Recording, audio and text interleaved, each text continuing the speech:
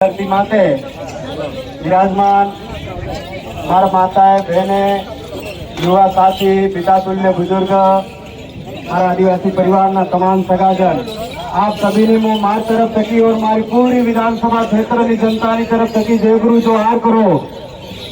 साथियों होली से आपने बाप दादा रमता आव्या था पर आजे आदिवासी परिवार की विचारधारा की बदौलत आज घाटोल थकी आवीने तमार वेश में मने होली रमवानो मौको मळ्यो, घेर खेलवानो मौको मळ्यो।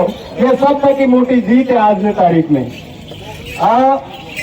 आप सब थकी निवेदन करना चाहूंगा कि आज जो आया हो प्रेम भावना थकी बढ़िया तरीके थकी होली रमनी है, घने तरीके है। हूँ ज्यादा बात नहीं कहते थकी दादा ने खूब खूब धन्यवाद करना चाहूँ कि तमे अमन आमंत्रण आल्यो और तमार वेश में आवानो मौको मळ्यो। हमारे विधानसभा में थोड़ा कार्यक्रम है आई वजह से मन थोड़ा जल्दी जावू पड़ी गयो है। आप सबने खूब खूब धन्यवाद। जोहार। एक बात तुम्हारे हमारे की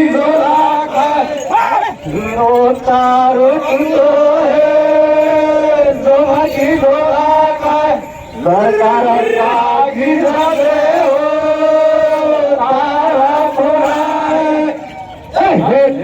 आदिवासी सरकार तो जाने